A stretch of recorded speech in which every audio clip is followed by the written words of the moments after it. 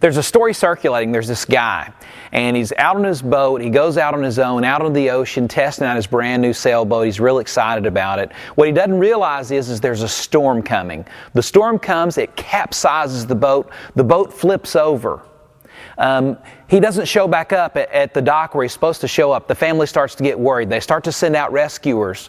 Well, this goes from 1 day to 2 days to 3 days to 4 days to 5 days till finally weeks pass. All rescue efforts are suspended because nobody could conceive that he lived. It's not possible. The storm, the elements, the fact that the boat can't be found, it's impossible for him to be alive. But there's a group of people back in his hometown, and they're praying. They're believers, and they believe that there's a God who can do things that nobody else can do. And so they're praying. What's interesting is that for about 30 days later, his boat is discovered, and he's discovered right there with it. He's sitting on top of the hull of his capsized ship, where what used to be the bottom is now the top. He's sitting on top of it. He's drifted out to the shipping lanes, and one of the large these large cargo ships have discovered him, and they've picked him up, and he has a story to tell. Here's the story. He said for every day that he was out there, he said that he would be out there, and he started praying himself. He said some weary fish would come alongside the boat where he was out in the open ocean, and he could catch it with his hands. He would later tell us that he could clean the fish with his fingers, and he would eat the fish's flesh while he was on the boat. The meat and the water from the fish's flesh kept him alive. Ever so often, a fish would swim by. He could catch it with his hands and he could eat it.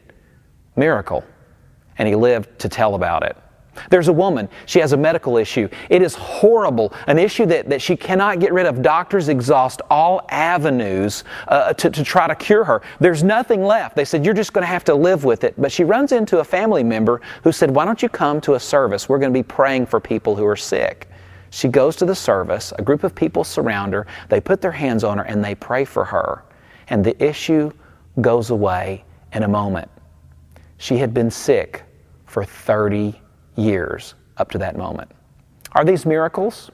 Are they just some fairy tale? Are they some accidental moment where Mother Nature has intervened? What is miracle? What is miraculous? What are miracles? Do they really happen?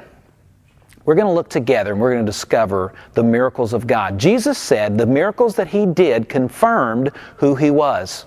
That means that God, throughout time, whether it be New Testament or Old Testament times, He proves who He is through the miracles that He performs. Signs and wonders is what they're called in Scripture. Are they real or are they not?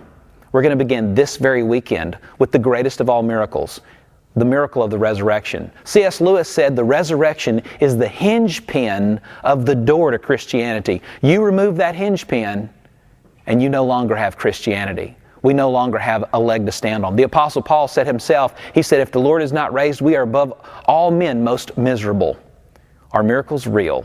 Are they some fantasy that have been made up? Let's discover together, because if, in fact, these miracles are real, the miracles in Scripture, if they're real, if the miracles around us, if they are real, then God is showing Himself so that we might know Him. Come and discover with us the amazing truth as we examine in a brand new message series, Miracles Among Us.